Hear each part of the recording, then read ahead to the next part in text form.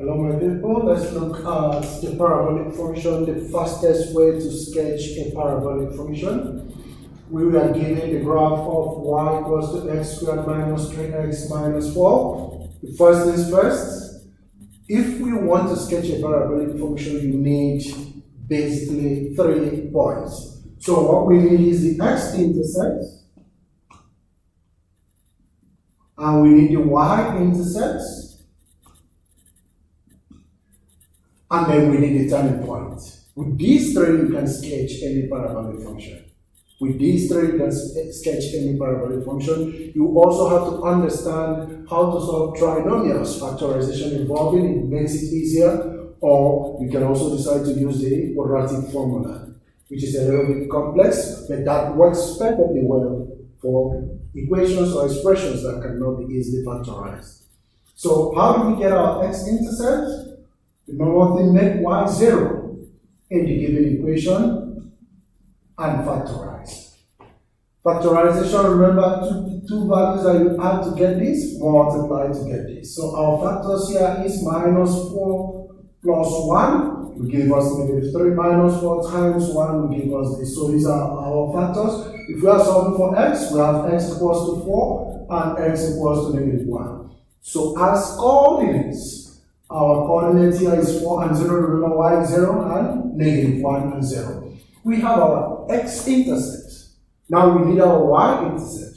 For our y-intercept, make x 0. So if we have y equals to x squared minus 3x minus 4, if we make x 0, the only thing left here is negative 4 because 0 squared minus 3 times 0 is gone. As a coordinate, we have 0 and negative 4. Remember, do not make the mistake of swapping your coordinate. X must come before y. And then what else do we need? We need our turning point. We have 2 ways of finding the turning point. Add these 2 and divide by 2. Or better still, go pick up your points on the graph. Let's use that approach. I have x is equals to 4, so I'll pick up 4, and x is equals to negative 1, I'll pick up negative 1. Now start counting. From negative 1 to 0 is 1 point, 4 to 3 is 1 point, 0 to 1 is 1 point, 3 to 2 is 1 point. So we have this. So if you count equal distances where your x or the middle of this is your x value of the turning point. So if we can see here, the x value of the turning point, x is equals to 1.5.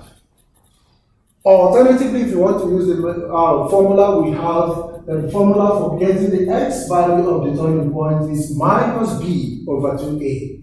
Note that every quadratic function has this general formula, ax squared plus bx plus c. That means, in this case, this is our b. The coefficient of x is our b. So this is 3. So if we have x is equals to negative of negative 3, all over 2 times a, which is 1 in this case, we have 3 over 2, x will still give us 1.5. So either way, if you want to do the counting and balancing, or if you want to use the formula, that will give you the x value of the turning point. To get the y value of the turning point, this x, substitute the x value into the original equation. So we have anywhere we see x, we replace it with 1.5. And then we get the value of this to be 6.25 by calculation. Negative 6.25. So punch your calculator, you get this as negative 6.25. It means that the coordinate of our turning point is 1.5 and negative 6.25. And I'm telling you, with these 3 points, with these 3 coordinates, you can sketch your graph.